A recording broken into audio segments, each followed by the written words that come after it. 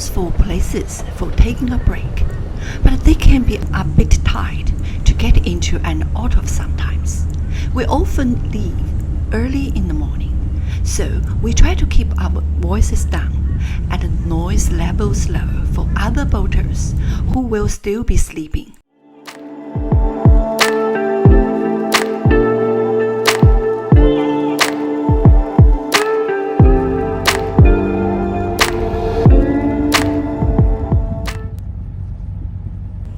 Leaving Brisbane means heading to the real Queensland. From here, the weather gets warmer and warmer, and the environment becomes more and more tropical.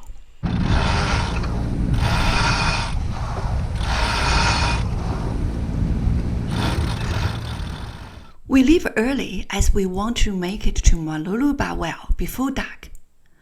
There are not many places to stop on this part of the coast. So unless we want to sail overnight, we have to get there. We cross the huge northern part of the Moreton Bay. Even though Moreton Bay is large, it is very shallow, and in the northern entrance, it is very shallow.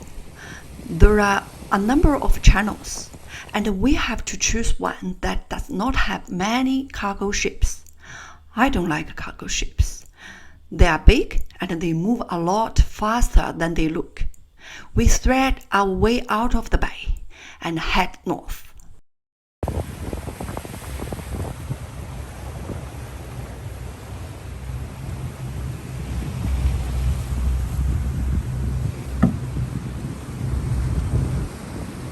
There is a wonderful fresh breeze at our back, and CathayOz eats up the miles with her sails butterflied to the following wind.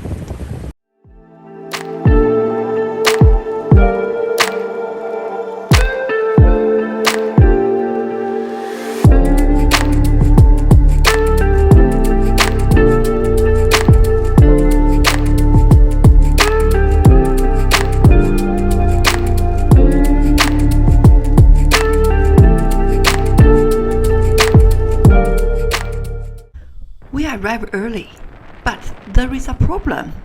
There is a strong southeast swell.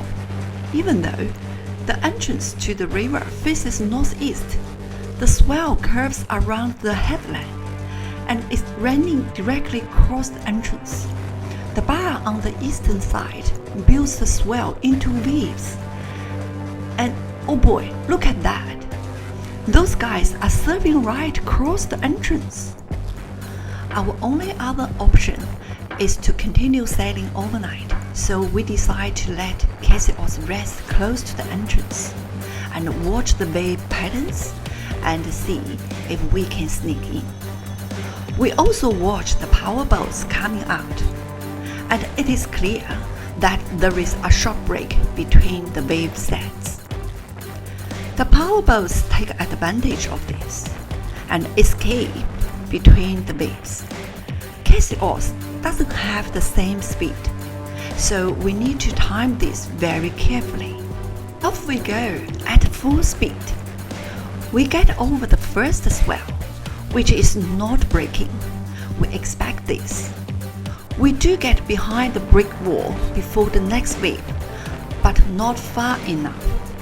The wave chases us across the entrance and slams into us. It is a very big hit, and CathayOz leaps up onto the wave crest. She's strong though, and the next smaller wave doesn't bother her at all. We are through! This is too exciting for me, and I think my captain is a little bit shaken as well. We found our berth at the marina and take a look around.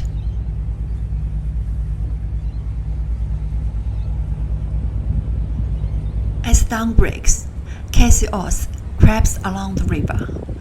We don't want to wake up the big waves again, even though there is some swell left. For the most part of our departure is less dramatic than our arrival.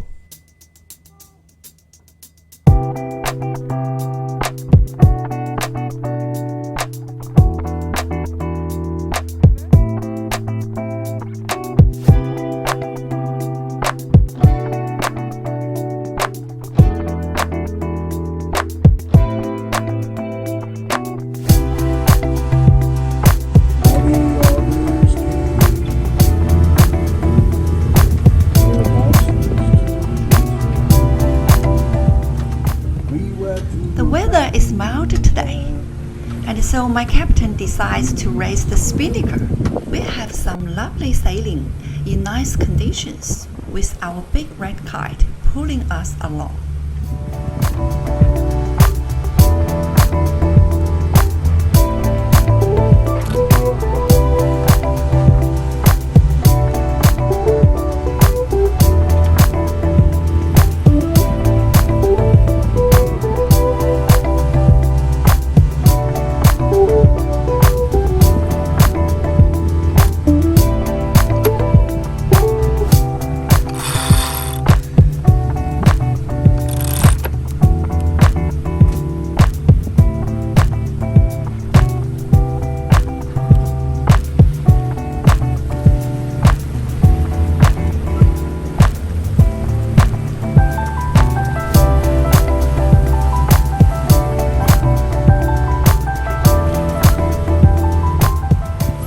Today, the destination is Double Island Point. This is a curious place. It is a sand spit that hooks back from a headland and forms a beautiful calm lagoon that is deep enough to anchor in. It is perfectly positioned because it provides resting place for boats who want to enter the Hervey Bay area from the south through the notorious White Bay Bar. White Bay Bar should be crossed only near high tide.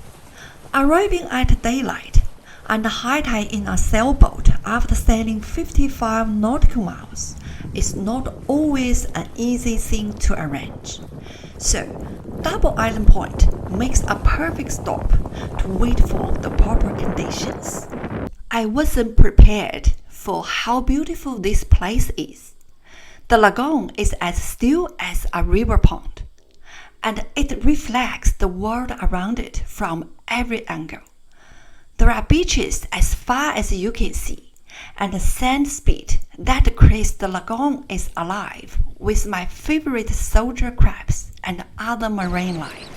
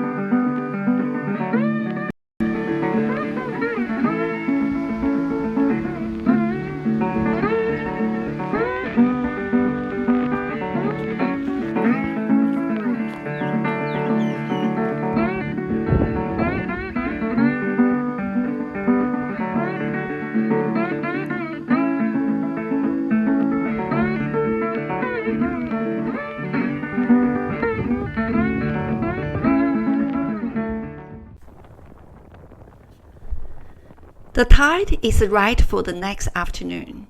There is a wonderful fresh breeze on our beam. It is about 9 nautical miles to White Bay Bar, and we have lots of company for the journey.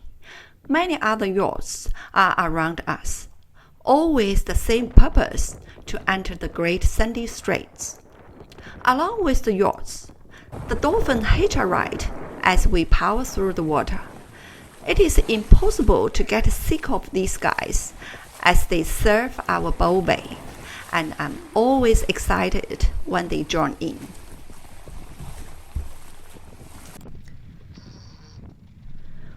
White Bay Bar has a reputation for being very dangerous.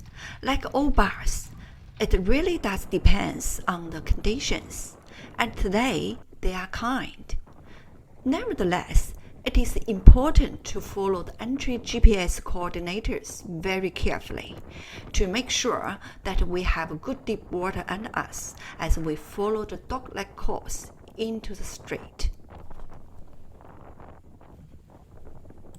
We have no problems entering the straits, and after an overnight stop, we head to Tingkam Bay for fuel and supplies. The Great Sandy Straits is the body of water between Fraser Island and the Queensland coast. In sailing distance, it is about 40 nautical miles from top to bottom. Tingkam Bay is just south of the straits and is a laid-back town of around 2,500 people. There is a marina there that moves fishing boats as well as pleasure boats. We get a very nice offer of 2 hours tied up plus a loan car to go to the supermarket for a very reasonable fee. Access to a car is a big plus when it comes to shopping. So, we are grateful for whatever we get.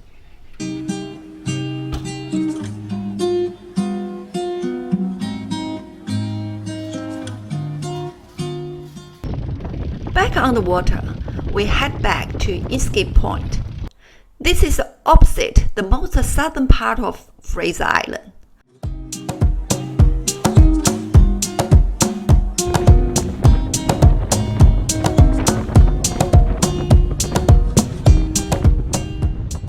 I'm excited to check out the beach and also to investigate an activity that is very Queensland. Many people want to cross to Fraser Island at this point, so there is a ferry with a difference. Over here you can see four-wheel drives, and the ferry is pick up all the four-wheel drives to cross to the Fraser Island, and they will pick up the other four-wheel drive come to Escape Point.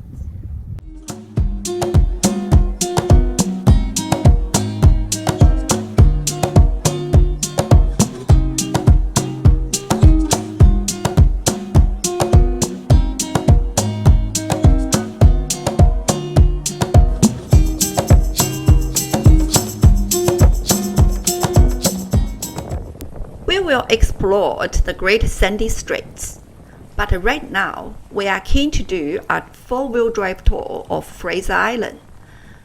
And we need to leave from Hervey Bay, so we take a berth at the marina there for a couple of days so that we can join the tour. There are many tours available for Fraser Island, and almost all of them start from Hervey Bay. The car ferries are similar to the ones further south, and are built to take vehicles over the smooth waters of the straits. We are on a bus tour of about 12 people, and it seems comfortable enough. Our tour guide is one of those people who has an interesting past that he shares with the tour over the course of the day. Which we're about a third of the way up the island from the south end. It'll be about 24 kilometres out to the shelf. The island used to be out in the shelf there until the last ice age melted about 6,000 years ago and separated. Fraser Island is built as the largest sand island in the world. Keep that in mind when you see the pictures, and remember that everything that you see is growing on sand dunes. It has an ancient history with the indigenous Butula people, who call it Kigari, which in their language means paradise. The English name is from a solid story of a shipwreck and Eliza Fraser who survived that wreck. If you like strange history, look at that one up on Google. I think that I prefer Kigari, though I have to keep using Fraser Island here to avoid confusion. The island is full of Asian plants, and some of the ferns were around at the time of the dinosaurs. Giant trees called centenary that can be 4 meters around and some are 1,200 years old. These trees were important commercially because they were resistant to woodworm and were used in rebuilding the London docks after World War II and in the construction of the Suez Canal. One of the most spectacular nature wonders on Fraser Island is Burangura. This is an inland perched lake. Perched lakes are not fed from rivers or streams, only by rainfall. The water is very pure and has a low pH value, so it is very clear, and there is almost no life in the water.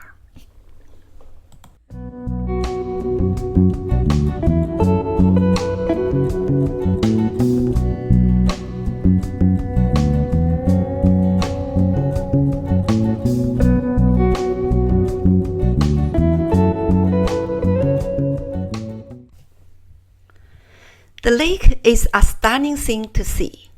It is hard to imagine that its idyllic beachside spot is actually above sea level in the middle of a sand island. We take a little lunch before the second half of our tour. This time, we are off to the beach. The roads around the island are all sand, and there is only one lane. In some places, the roads have eaten deep into the sand dune. You can see the moisture on the track. If it doesn't rain, this gets really deep sand and we struggle. And you've got to have a car in front of you to pull them out, otherwise you've got to go all the way back down and have another go at it. The tour takes us to the eastern side of the island, facing the Pacific Ocean. Here, the beach is wide and the sand is firm, so it is used as the main highway to go north and south on the island.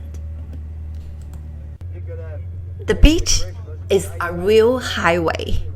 It is off-season now, and still there are dozens of vehicles in view. In the summertime, it gets really busy, and because this is Queensland, of course, the beach is also the airport. All of that, just land wherever. There is a well-preserved shipwreck on the beach. This was the 5,000-ton ocean liner Mahanu, operated by the Uni Shipping Line. It took passengers between Australia and New Zealand, and occasionally from Sydney to Vancouver up to 1935. It even operated as a hospital ship at Gallipoli during the First World War. It was lost on the Fraser Island whilst being towed to the wreckers at the end of its commercial life. There is a huge amount of water stored in the sand of Fraser Island. Over 1.6 meters of rain falls on the island every year, and there is over 10 million megaliters in natural storage. It's a lot, and it is constantly pouring out of the island and into the sea from the countless streams along the beach.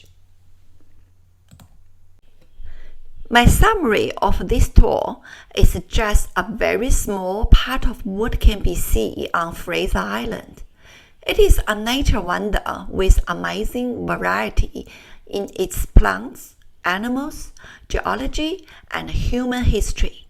Put this one on your Australia or Queensland list.